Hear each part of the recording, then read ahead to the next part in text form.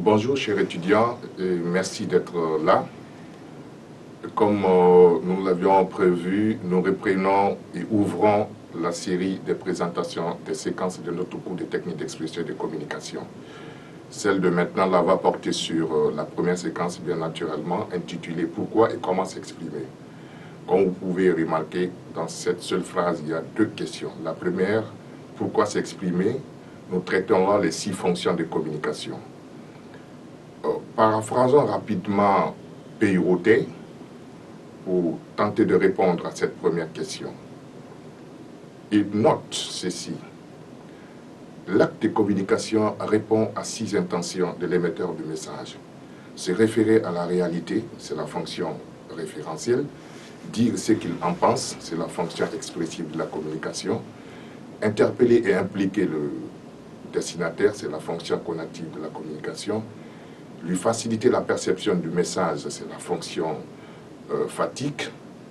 Définir ses mots, c'est la fonction linguistique. Et la 6e fonction, bien naturellement, est créer du plaisir esthétique, c'est la fonction poétique.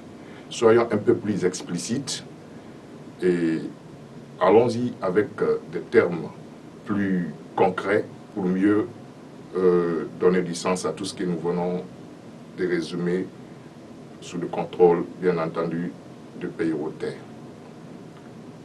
Présenter la réalité. Lorsque nous sommes dans une situation de communication qui nous impose de transmettre rien que des informations objectives sur cette même réalité, le discours que nous produisons ou le texte que nous produisons répond à la fonction expressive, à la fonction référentielle de la communication. C'est le cas, par exemple, ou par excellence des textes scientifiques et techniques, des notices, des notes, des textes comme les récits et les témoignages. Exprimer des idées et des sentiments personnels. Il arrive que l'émetteur du message veut parfois livrer ses sentiments, ses émotions, ses idées personnelles. Ces éléments subjectifs correspondent à la fonction expressive de la communication. C'est le cas précisément des textes tels que la lettre personnelle, les autobiographies, la poésie lyrique, etc.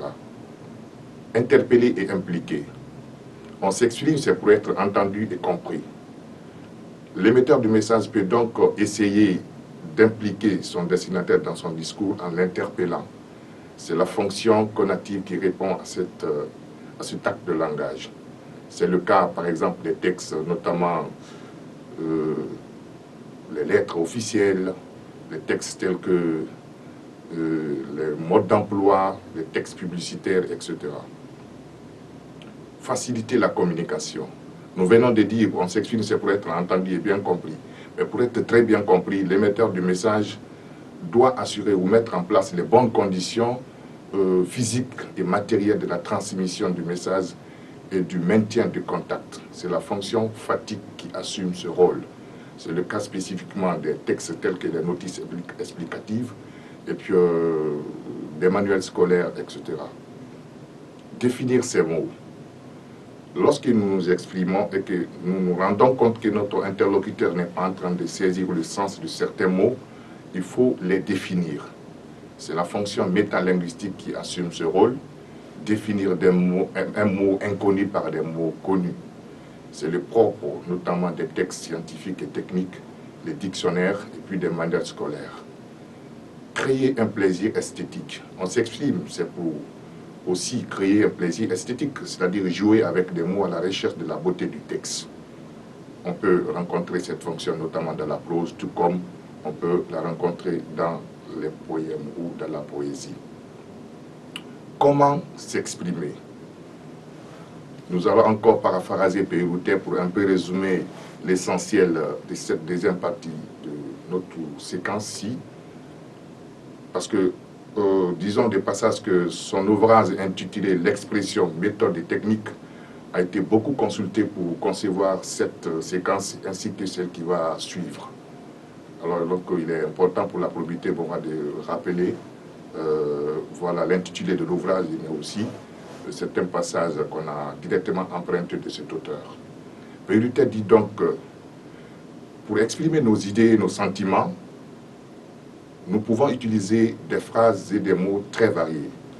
Mais le choix dépend de la situation de communication d'un, de deux, du niveau culturel de notre destinateur, mais aussi des intentions de l'émetteur du message. Il existe donc principalement trois manières de s'exprimer. La première, c'est le registre courant, le registre familier et le registre soutenu. Nous allons finalement détailler un peu ces trois codes. Le registre courant.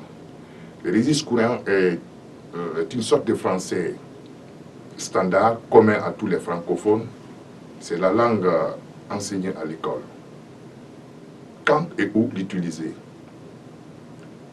C'est dans tous les textes de stricte information, à savoir les comptes rendus, les rapports, les circulaires, et puis les notes, les notices, si vous voulez, tous les textes administratifs ou tous les documents administratifs sont rédigés en français courant.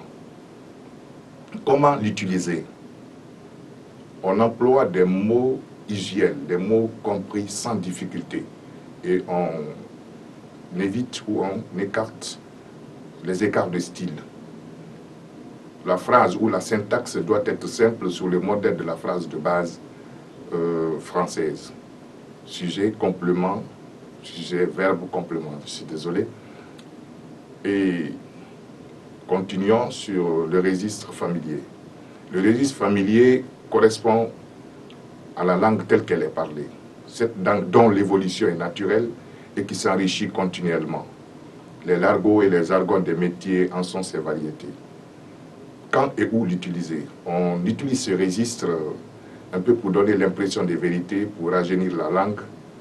Et il est utilisé souvent dans les sketchs, dans les pièces de théâtre et puis dans la presse et à l'oral dans la communication quotidienne. Le registre soutenu, c'est le niveau de langue ou de la langue le plus structuré. D'autres disent que ce niveau appartient au parler cultivé. Quand et où l'utiliser? Ce registre se caractérise notamment des essais littéraires et philosophiques, des romans traditionnels, le théâtre plutôt classique et des textes scientifiques et techniques pour des publics avertis ou des spécialistes. Comment l'utiliser? On emploie des mots rares et riches de signification, beaucoup de subordonnés, et la syntaxe doit être de la phrase complexe. On emploie aussi des écarts de style, les accumulations, les ellipses, des gradations, etc. C'est la fin de cette présentation et retrouvons-nous très prochainement pour la suite qui va porter sur la séquence intitulée l'objectivité. Merci et à très bientôt.